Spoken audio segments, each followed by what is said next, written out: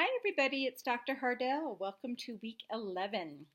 Before we start, if any of you have any problems with uploading the videos each week, I find that YouTube does tend to work better with Google Chrome as opposed to like Safari or something like that. So just FYI.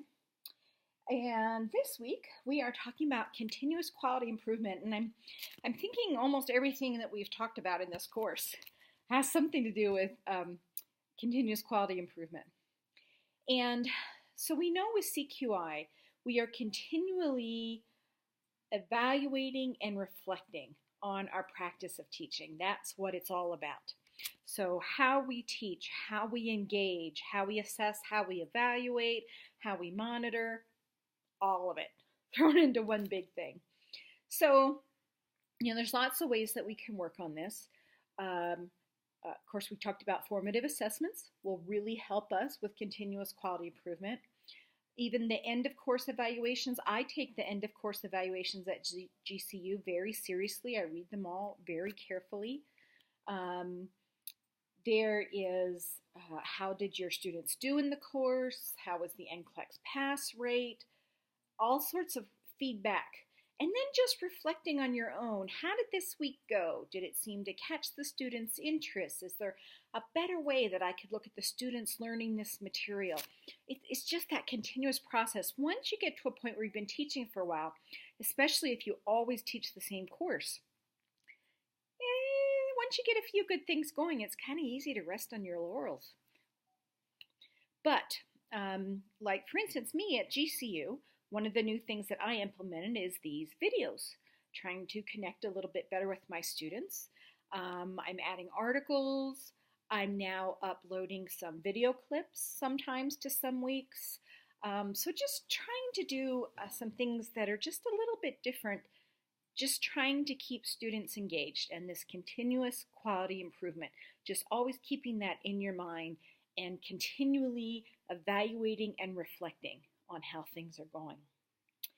And one thing I wanted to share with you regarding nursing education as a whole, I was reading AJN, one of the general nursing journals that I subscribe to, and this is the January 2016 issue.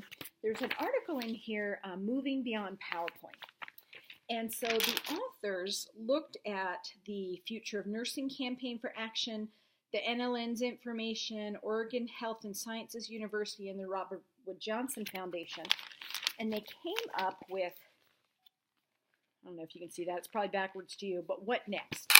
And I want to read with you, it says, look for these emerging innovations in a nursing program near you. All right.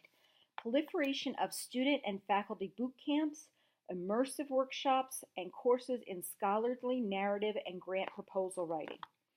I actually did teach lab for a program that did a boot camp type format. The students would go quite a while with doing this self-paced program, and we'll be turning in assignments and reading programs, and then they'd come with me for 2 12-hour shifts on the weekend in a lab.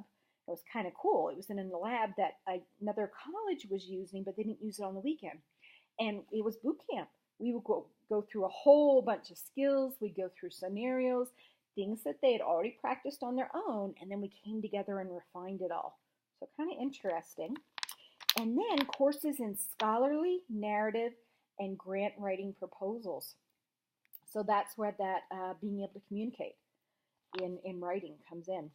Mandatory coursework or experience or both in global health, such as semesters abroad and international exchange programs. We know that the world is becoming a smaller place, and we are, many of us have communities where there are so many different cultures of immigrants that have come in, that global health is important.